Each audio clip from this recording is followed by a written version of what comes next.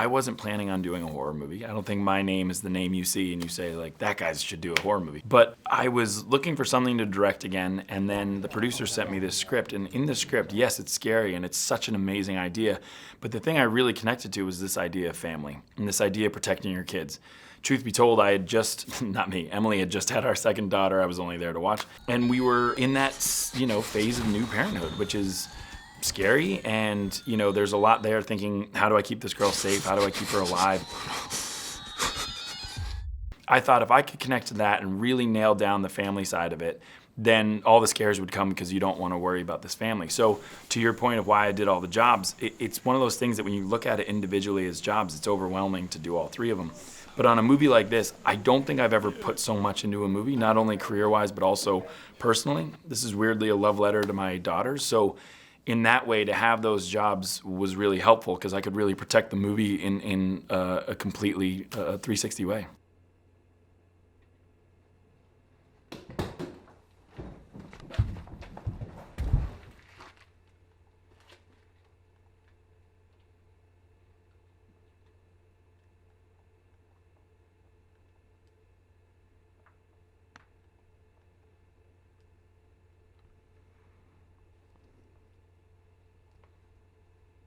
The mistake is to describe this film as a silent film. It's effectively a film without dialogue, but sound plays another character. In this film, sound's the enemy of this family, sounds like the other bad guy.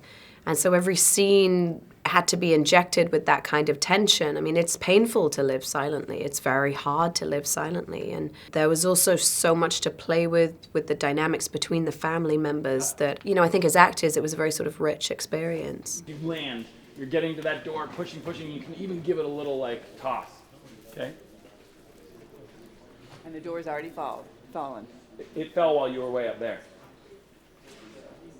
We all felt like we were part of a family, and we were the family. They invited us into their personal lives and saw their sort of daily routines, and also that transferred over onto set.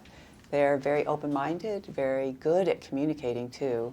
A few weeks before shooting, during rehearsal, we came together to talk about what this film family, what their experiences are, their relationships with each other. And it was, very serious work, not lackadaisical at all. It's like from his heart, because he's not thinking, oh, that's gonna get the monsters, So it's more innocent because he's not doing anything. He's not opening the door. Yeah. Love it, dude. Good idea.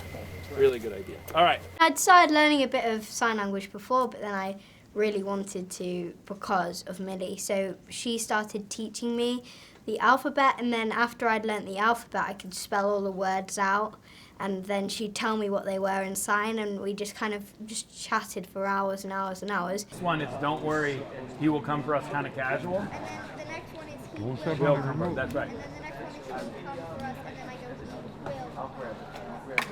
Will. I love it. Eventually I grew, better at it, and I became, I could talk to her without any, mistakes.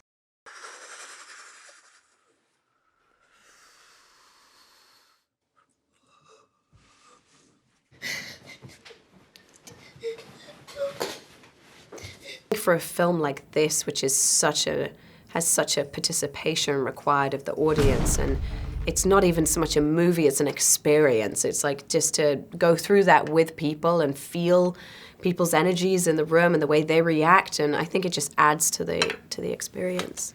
Action.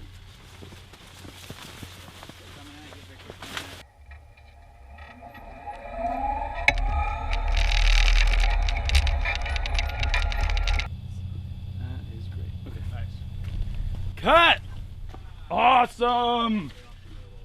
Every director wants you to see their movie in the theater, but this one people are actually saying is an experience. And the reason why it's an experience is because there's something about this movie, and living with no sound or with very little sound with a bunch of strangers is actually a really powerful experience. I think people realizing, one of my favorite things is everybody gets popcorn and soda and candy, and then you realize that nobody's eating it. And that's the best compliment ever, is that people said, I couldn't eat my popcorn, I couldn't eat my candy. It's like, that's a cool thing.